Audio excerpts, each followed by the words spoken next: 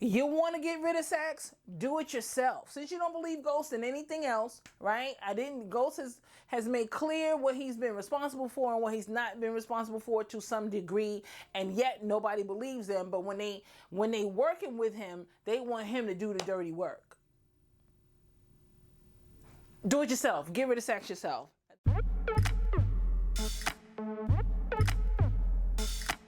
Life, city life. Bright light, city light. Bright light. Hey, hey. Big rich. Hey, hey. What's up, Jules? Diamond Girl here. What's up? What's up? What's up, everybody? Welcome back to another Sunday night recap of Power Season 6. We are up to episode 8, Deal with the Devil. I hope everybody had a great week last week. And let's just get into this video because tonight's tonight's episode was very, very interesting to a lot of... It was interesting, and I'm going to explain why it was interesting to me. My notes are right here, but I'm not even going to look at them right now. I don't know where I want to start. I don't know if I want to start with Ghost. I don't know if I want to start with Keisha, or I don't know where I want to start. But how to start is just starting, right? So anyway, let's get into this. And just that quick, I decided I'm going to start with Ghost. Why not? So anyway, starting with Ghost. You know, it's funny how everybody wants Ghost off the street or either dead, right? They want him out of the power position. Because again, I'm always going to compare this season to the game of chess, even though I can't remember how to play it. I do understand certain things about the game, right? I understand that the queen is really the one with the power, and everyone else on the board is to protect her, right? The pawns are the ones that can move anywhere over the board. I'm correct, if I'm correct. I can't remember about the horsemen, the kingsmen, but I do know this: she's the one with the power. And if your opponent checks her, the game is over. It's called checkmate, right? So anyway, Ghost.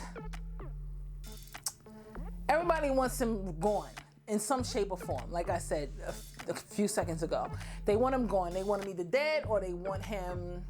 I think most people want him dead. You know, the cops want him off the street, meaning the USA attorneys for the Federal Bureau of Investigation. But they want Ghost. And it's so funny how they want that, but when somebody wants someone gone, they run the Ghost. Perfect example... right now, Tommy and Dre is having an issue with Sax because Sax just won't go away, right? So Sax is on Tommy's case, and we all know he's on Dre's case, right? And they both go to Ghost saying like, yo, you want me to do this, but I need you to do this for me. I need you to get rid of Sax. How about this? Here I go. You want to get rid of sex? Do it yourself. Since you don't believe Ghost in anything else, right? Ghost has made clear what he's been responsible for and what he's not been responsible for to some degree, and yet nobody believes them. But when they working with him, they want him to do the dirty work. Do it yourself. Get rid of sex yourself. That's my response to that. Also, the last thing that I want to say about Ghost tonight is how he set up Tate. His mic and all of what Tate felt was heard all over everybody who was in that area or in that room ready for that speech, I believe, that he was about to put on for his campaign, and everybody found out how he really feel. And it's just like, always check the mic. Always. I used to sing on the choir, and a lot of times we had the mics that drop from the ceiling and right in front of you. And if those mics were on, you could hear the craziest things, even if it was a joke that another, two choir members were telling or talking about or whatever it was. Those mics picked up everything. You always check the mic to see if it's on. Do a testing 1, 2, 3. Do something, but make sure if it's something you don't want someone hear, is pretty much what I'm getting at. Check the mic. Make sure the mic is off, right? Or leave it on. If that's your way of telling everybody how you really feel. I don't know. But anyway, when I tell you Ghost checked him, he checked him. And here's the thing about checks. You can be checked, right? Your queen can almost get checked. But you can prevent your queen from getting checked. So, good move for Ghost. Because we see where this is going. And of course, Miss Ramona is going to push him because she really sees that he can be he's an influence and la la la. Like, yeah, whatever, Ramona. That's where I'm at with her character. She just want Ghost. So even if she didn't believe that he could be a governor or could be a running mate, she gonna tell him what she wanted to hear and make him feel like he's all that in a bag of chips because she want that bag of chips. She's already made the purchase. So anyway, let's talk about Tommy and Lakeisha in the suburbs. I believe in the previous episode, Keisha was like she wants to feel safe and all this other stuff, and Tommy was like, I want you to feel that way. So Tommy goes out and he buys her a home in the suburbs. And along with that comes all of these lessons in the episode tonight. And I thought it was so awesome that they did this because it is actually things that our young men face as well as our young women, because at one time, or women period, or men period, at one time it was almost, or maybe still is, don't quote me on it, I'm not 100% aware. I'm aware as much as the next person is. Some may be more aware than me. Okay? Our men are almost like endangered species, right? They have been killed by each other. They've been killed by the cops and others. And this episode tonight addresses a lot of what our community faces when we are pulled over by the cops or when we live in affluent neighborhoods, for lack of words, or non-impoverished neighborhoods, for lack of words. And it was interesting that the writers wrote that in to this episode, and I thought it was awesome for them to pay homage, for lack of words, to actually what our people at times do experience when we are facing the law.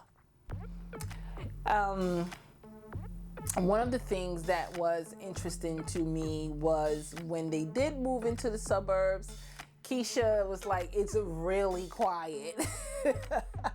And it is quiet in the suburbs. I can't wait to move to the suburbs because it's quiet. I just pray that where God leads me to live, that everyone is welcoming. And I guess you can tell by my face what I mean by that. But I look forward to the peace and quiet. I live in the city, and the city is noisy. The older I get, the more peace and quiet I want. I find comfort in it, and it takes me away from the chaos. I like zen. I like peace and quiet. But anyway,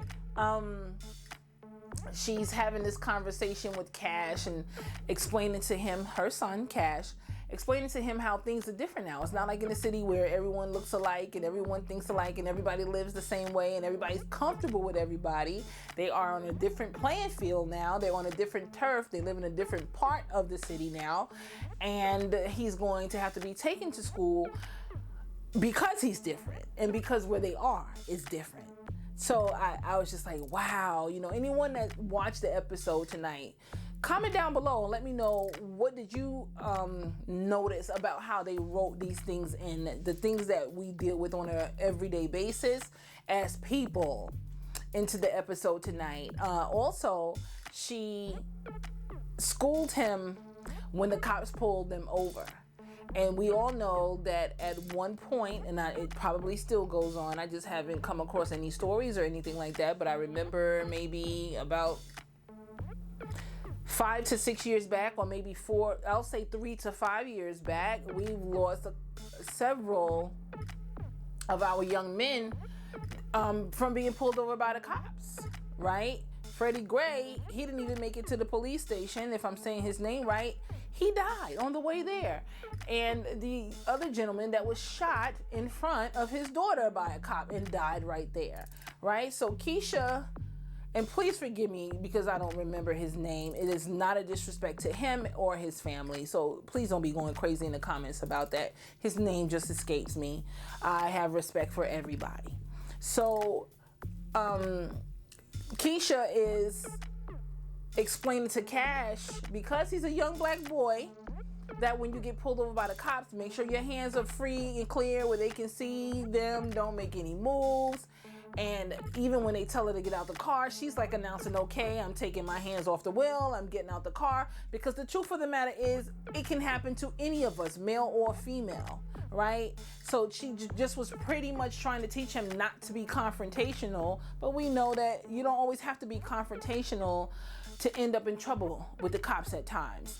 So I thought that was awesome that they wrote that into the script and included it in the episode, because again, these are things that we face, and it shows me that the writers and the creators and even the actors and the actresses are not out of touch with what happens in the world. Because the truth of the matter is, or the fact of the matter is, I have a friend who has a company. Okay, and one thing he said to me was, when you get to a certain level, you're not black, you're not white, you're not yellow, you're not yellow, you're not purple, you're not Hispanic, you're not Asian, you're green. And I got what he was saying, because what happens is, after a while, people don't even see your color anymore. They see how much money you have. So it's like you're green. And basically what I'm saying with that is, like, sometimes as we become well off and become better off in life, we become detached from the things that happens in our culture, in our community. And I'm not saying that in a negative way. I'm just saying is that, you know, money affords you opportunities that you didn't have when you didn't have the money. And sometimes with those opportunities being afforded, some of our people do forget. Don't beat me up in the comments. If you don't like what I'm saying, it's fine. You can cut the video off and move on. It's my opinion. It's my channel. I'm free. It's freedom of speech. I'm not trying to offend anybody. I'm expressing myself. I just need to stop and say that, because sometimes people do forget. And it doesn't matter what color you are. People forget. You know, some people start out poor and they end up on the top. Some people end up on the top and then they start on the top and end up on the bottom. But anyway, going back to the episode, I love the fact that they did that. It really showed me that they are very much aware, without riling people up and getting people to go get mad or whatever, kind of like how Do the Right Thing did my brother and I when we were kids. We were really mad after that movie, after viewing it, but of the injustice that our community suffer. And I'm just glad that they were able to kind of like incorporate that into the show. And it was very interesting. Also, what made it so interesting is the fact that they incorporated that into the show. And then you have Tommy dropping him off to school. Like, he's a black boy with a white father figure, I guess, for lack of words. So I thought that was so amazing. And again, I can say it 20,000 times. They are doing an excellent job with the writing this last season, and the actors are doing well too. They really have embodied their characters, you know. So hats off to the creators, hats off to the writers for tonight's episode, Deal with the Devil. I'm pretty sure there are many other points that I could have touched, but these are the points that stand out to me most. And the one that was the most important to me tonight is Keisha teaching her son about him being a young black man in a community that may not be accepting of him, or just the fact that it's different, and because it's different, he has to conduct himself in a different light. Not that it's going to change anybody's mind, but they didn't get that deep. We're just talking here, right? We're dialoguing, we're having jargon, we're having a conversation, we're just shooting the breeze or whatever about this great show, because the show is great. It's excelente. So with that being said, you've gotten this far, and if you didn't get offended on anything else I said prior to now, make sure you thumbs up this video. If you're already a part of the Jewel Empire, mwah, I love you. Welcome back to another commentary, another recap. If you're not a part of the Jewel Empire, as I always say, I welcome you with open arms. I hope that you become a part. Subscribe to this channel so that you're part of the empire. Because we just gotta grow. That's what empires do. They keep growing and growing and growing until it's a takeover, right? It shows how much power. Anyway, I'm so corny. Shows how much power empire has. But if you're not part of this empire, please subscribe, join the empire, join the Jewel Gang. And also don't forget to hit that notification bell. Make sure you smash it so you don't miss another upload of maybe power commentary or anything else that you'd like to see. Don't forget to comment down below. Make sure you comment down below. Show me that you're loving these videos. Show me that you're interacting. Tell me what your comments are about these episodes, and I'll see you next week for another commentary of Power Season 6. Mwah.